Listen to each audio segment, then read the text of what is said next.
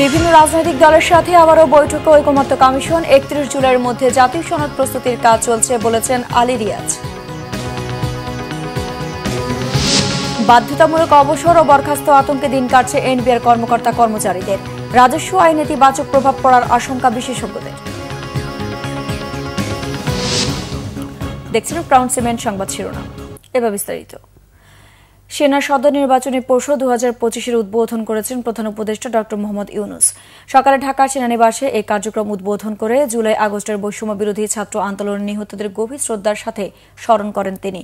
এর আগে সেনা সদরে পৌঁছালে প্রধান উপদেষ্টাকে আনুষ্ঠানিকভাবে স্বাগত জানান সেনাবাহিনীর প্রধান জেনারেল ওয়াকারুজ্জামান সহ ঊর্ধ্বতন সামরিক বাহিনীর কর্মকর্তারা।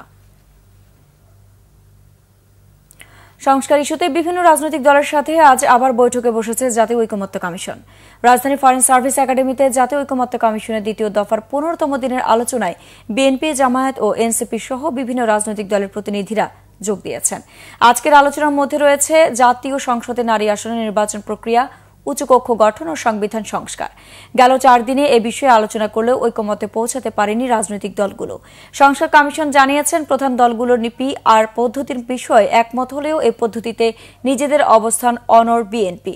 জামায়াত বলছে, অধিকাংশ দল পিআরের পক্ষে মত দেওয়ায় এ বিষয়ে আর আলোচনা নয়, সিদ্ধান্তে আসতে হবে।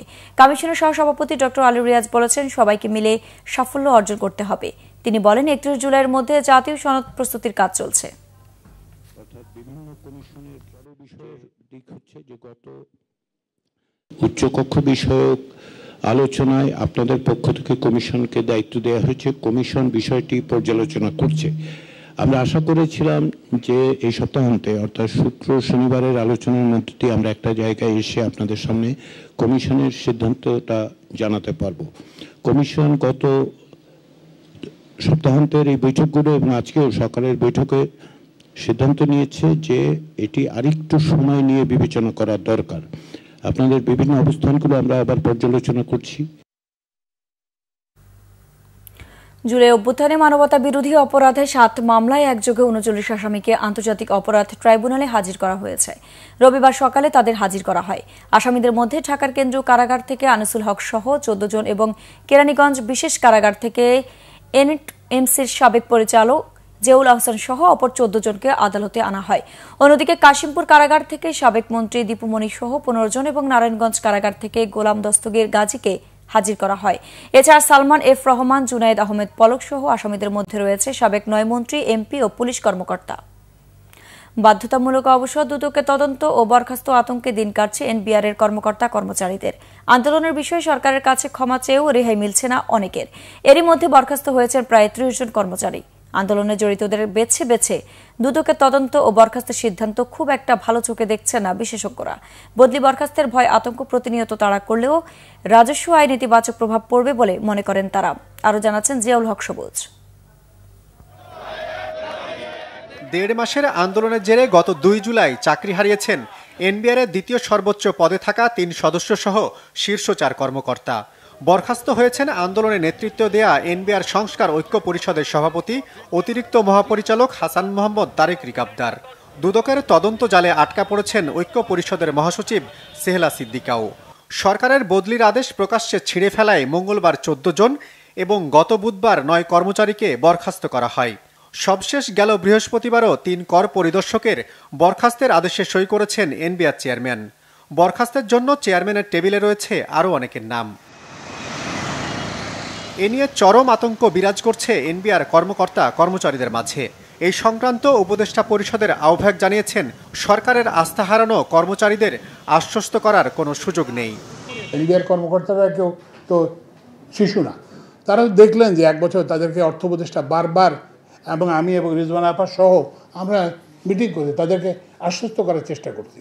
এখানে তো অভয় দেওয়ার কিছু নয়। এনবিআর এর কর্মকর্তারা সরকারের আস্থা হারাইছেন। আপনি যেটা বলছেন ঠিক তার উল্টা। এখন এনবিআর কর্মকর্তা তাদের আচরণের মাধ্যমে আস্থাটা ফিরিয়ে আনতে হবে। তবে এনবিআর এর সাবেক সদস্য ও সাবেক এই সচিব মনে করেন, আন্দোলনের নামে চরম বাড়াবাড়ি করেছেন কর্মচারীরা। তবে বেছে বেছে দুদকের তদন্ত বা বরখাস্তের ফল ভালো হবে না এমন মত তার। আমাদের যে কর রাজস্ব, এটা কিন্তু মোট রাজস্বের 85%-এর বেশি, এবং এই কর রাজস্বটা প্রায় সম্পূর্ণভাবেই জাতীয় রাজস্ব বোর্ড আদায় করে। সেখানে যদি ভয় কাজ করে, সেখানে যদি আতঙ্ক কাজ করে, তাহলে এই কর আদায়ে রাজস্ব বৃদ্ধির যে লক্ষ্য এটা কিন্তু বিঘ্নিত হতে পারে, হওয়ার আশঙ্কা থাকে। সুতরাং আমার মনে হয় তাদের মধ্যে ভয় আতঙ্ক দূর করে আলোচনার মাধ্যমে সমাধান করে আমার মনে হয় এমন একটা পরিস্থিতি সৃষ্টি করা উচিত যাতে করে আমাদের পারস্পরিক আস্থা থাকে এবং তারা তাদের সমস্ত যে শক্তি এটা রাজস্ব আদায়ে ব্যয় করতে পারে।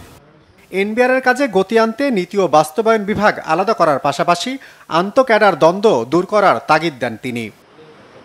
জিয়াউল হক সবুজ, Bangla vision, Dhaka. MLS football. যুক্তরাষ্ট্রের মেজর লিগ সকারে এক ম্যাচ বিরতি দিয়ে আবারও জোড়া গোল করেছেন লিওনেল মেসি। এই জোড়া গোলে ইন্টার মায়ামিকে 5-1 ব্যবধানে জেতানোর পথে ক্রিস্টিয়ানো রোনালদোর রেকর্ডও ভেঙেছেন আর্জেন্টাইন ফুটবলার মহাতারকা। মেজর লিগ সকারে টানা 5 ম্যাচে জোড়া গোল করার পর আগের ম্যাচ গোলহীন ছিলেন মেসি। সিনসিনাটির বিপক্ষে তার গোল না করার ম্যাচে হেরেছিল ইন্টার মায়ামি। এক ম্যাচ বিরতি দিয়ে আজ আবারও জোড়া গোলে জয় উদযাপন করেছেন 38 বছরের Argentine forward. New York red বুলসের মাঠে মায়ামিও জয় উৎসব 5-1 গোলের বড় ব্যবধানে। 14 মিনিটে পিছিয়ে পড়া দলকে 10 মিনিটের মধ্যে মেসির অ্যাসিস্টে সমতায় ফেরান জর্দি আলবা। 27 মিনিটে ও যোগ করার সময়ে তৃতীয় মিনিটে ভেনেজুয়েলার তরুণ মিডফিল্ডার তেলাস্কো সেগোভিয়ার জোড়া গোলে স্কোর লাইন 3-1 করে নেয় মায়ামি। 60 মিনিটে গোলরক্ষককে ফাঁকি দিয়ে মেসির লক্ষ্যভেদ। এরপর 75 মিনিটে মেসির একক প্রচেষ্টায় ফের গোল। এই জোড়া গোলে পেনাল্টিবিহীন গোলের রেকর্ডে রোনালদোকে ছাড়িয়েছেন মেসি। পর্তুগিজ তারকার 938 গোলের 763টি ছিল নন পেনাল্টি। রোনালদোর চেয়ে 167 ম্যাচ কম খেলা মেসির 874 গোলের সংখ্যাটি হল 764। এই জয়ে MLS এর ইস্টার্ন কনফারেন্সের টেবিলে 5-এ থাকা মায়ামি 21 ম্যাচে পয়েন্ট হল 41। 24 ম্যাচে 47 পয়েন্ট নিয়ে সবার উপরে ন্যাশভিল। দর্শক, ছিল এখনকার মতো। পরের সংবাদ দুপুর 2টায়। এর আগে একটা রয়েছে নিউজ টপ 10 দেখার আমন্ত্রণ রইল।